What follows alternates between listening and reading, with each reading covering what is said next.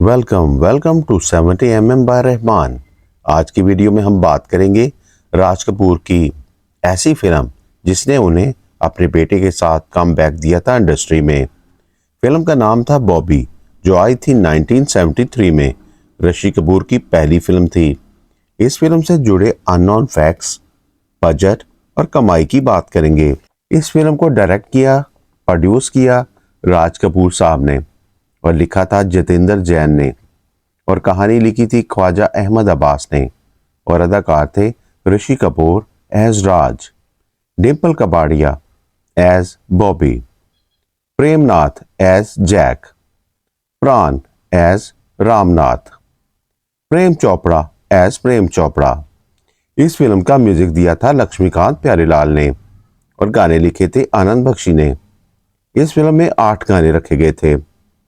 मैं शायर तो नहीं, शैलेंद्र, अखियों को रहने दे, लता जी, हम तुम एक कमरे में बंद हो, शैलेंद्र, लता जी, झूठ बोले कौवा काटे, शैलेंद्र, लता जी, मुझे कुछ कहना है, शैलेंद्र, लता जी, आई आई फंसा, लता जी, ना मांगू सोना चांदी, मन्ना डे, शैलेंद्र, कोरस, बेशक मंदिर मस्जिद, नरेंद्र चंचल। ये फिल्म रिलीज हुई थी 28 सितंबर 1973 को। इस फिल्म का बजट था 80 लाख रुपए का।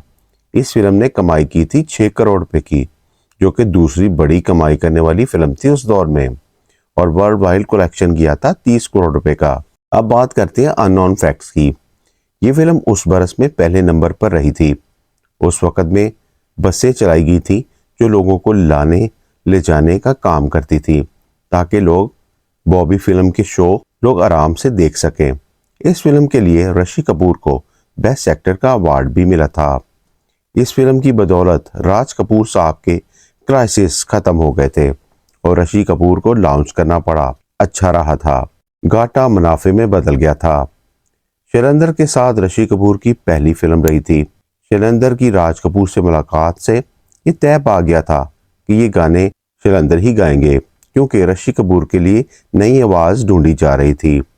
राज कपूर ने शैलेंद्र को लक्ष्मीकांत के पास भेजा और उन्होंने शैलेंद्र को पास कर दिया था, और फिर रिकॉर्डिंग हुई और बहुत से गाने ऋषि कपूर के लिए शैलेंद्र ने गाए थे। हम तुम एक कमरे में बंद हो एक होटल में शूट किया गया था, जिसे लोग आज भी बॉबी होटल के नाम से जानते हैं। डिम्पल कपाड़िया को फिल्म फेयर अवार्ड मिला था। इस फिल्म से उस वक़्त उनकी उम्र सिर्फ 16 बरस की थी और फिल्म फेयर इतनी कम उम्र में ही मिल गया था।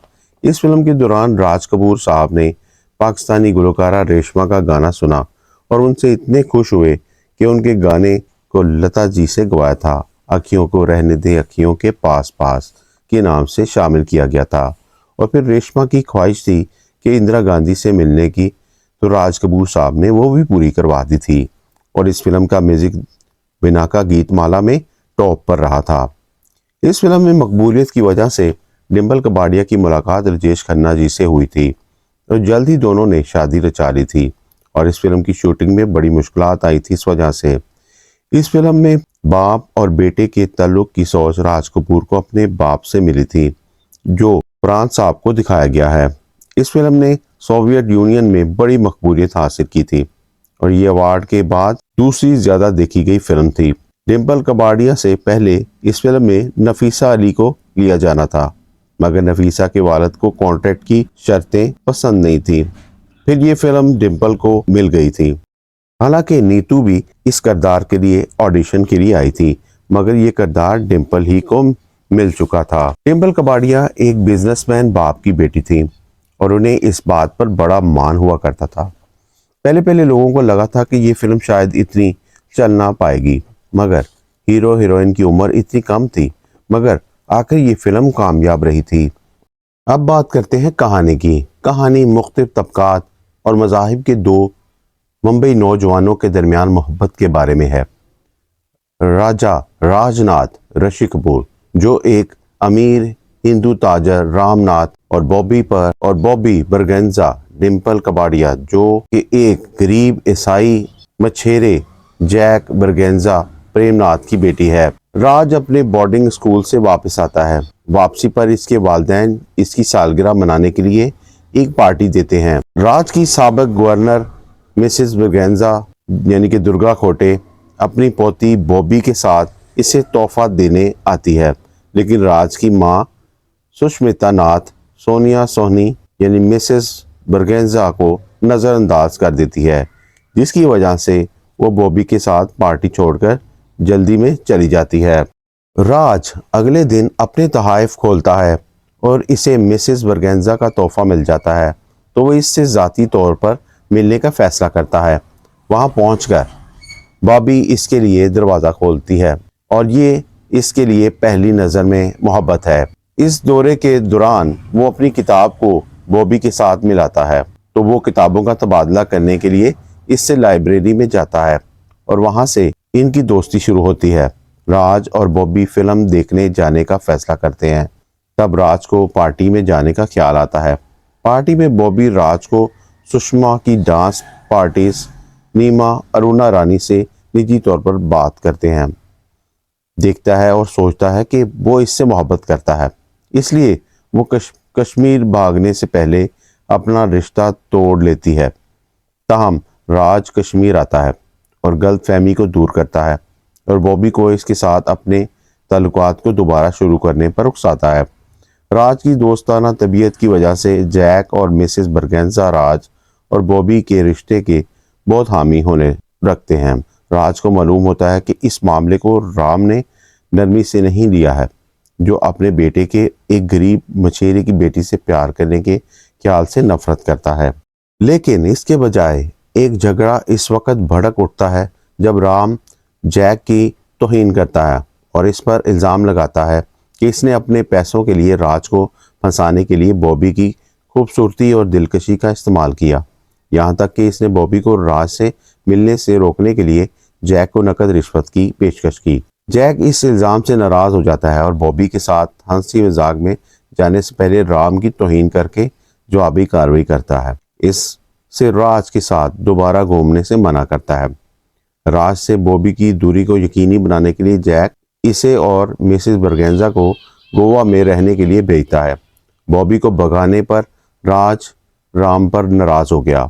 इसमें मज़ीद शिद्दत आ गई जब इससे मालूम हुआ कि राम इससे राज से मशवरा किए बगैर अपने अमीर वालिद मिस्टर शर्मा यानी कि पंचू कपूर के साथ कारोबारी ताल्लुकात कायम करने के लिए अलका नकी शर्मा यानी कि फरीदा जलाल नामी जहनी तौर पर मजबूर अमीर लड़की से शादी करने का इरादा रखता है। सुषमा और नीमा भी इस ख्याल के हामी नहीं हैं। नीमा इस मामले पर राज के साथ हमदर्दी रखती है कि मशवरे पर राज अपने वालिद से तमाम तल्लुकात मुनक़ता कर लेता है और बॉबी के साथ दोबारा मिलने के लिए गोवा चला जाता है, जो इसके साथ भाग जाता है। जैसे कि सुषमा राज को भगाने के लिए राम को मुरिद इल्ज़ाम ठहराती है। मौखर जिक्र ने रुपये के नाम का ऐलान किया, इनके 25,000 पर इस शख्स के लिए जो राज को तलाश करने में मदद कर सकता है। एक मुकामी अखबार पर इनाम देखते हुए राज और बॉबी को देखकर प्रेम चोपड़ा नामी एक मुकामी लालची गुंडे ने फैसला किया कि इसे रकम चाहिए, इसलिए वो इसके गुंडे राज और बॉबी को अगवा कर लेता है। जब नौजवान फरार होने की कोशिश करते हैं तो प्रेम राज को मारना शुरू कर देता है, जबकि इसके गुंडे बॉबी को रोकते हैं। आखिरकार जैक प्रेम पर हमला करके बचाव के लिए आता है, जो अपने गुंडों को जवाबी कार्रवाई में जैक को मारने का हुक्म देता है। ताहम इसके पहुंचने वाले राम और पुलिस ने किया कि जिन्होंने गुस्से से मारा पीटा और प्रेम और इसके गुंडों को गिरफ्तार कर लिया, जबकि राज और बॉबी फरार हो गए, ये फैसला करते हुए कि वो नहीं चाहते कि इनके बाप इनके रिश्ते में मजीद मुदाखलत करें। राज और बॉबी ने जैक की मुखालफत करने पर राम को आबशार पर छलांग लगाकर खुदकुशी करने की कोशिश की। पहले झगड़ा शुरू किया, ताहम एक खौफजदा राम और जैक ने गोता लगाया और दोनों नौजवानों को डूबने से बचाया। इस झगड़े की हमाकत को महसूस करने के बाद जिसने दोनों नौउम्रों को तकरीबन मौत के मुंह में ले लिया था, एक पछतावा राम और जैक राज और बॉबी के रिश्ते को अपनी आशीर्वाद देकर इस झगड़े को ख़त्म करने पर राज़ी हो गए और वादा किया कि वो इसमें दोबारा कभी मुदाखलत नहीं करेंगे। इनके तल्लुकात में सुलह करने के बाद नौउम्र और इनके वालिद खुशी खुशी अपने घर वालों के पास वापस चले गए। ये थी आज की वीडियो। अगर आपको हमारी वीडियोस पसंद आती हों तो हमारे चैनल को लाइक और सब्सक्राइब कर दिया करें।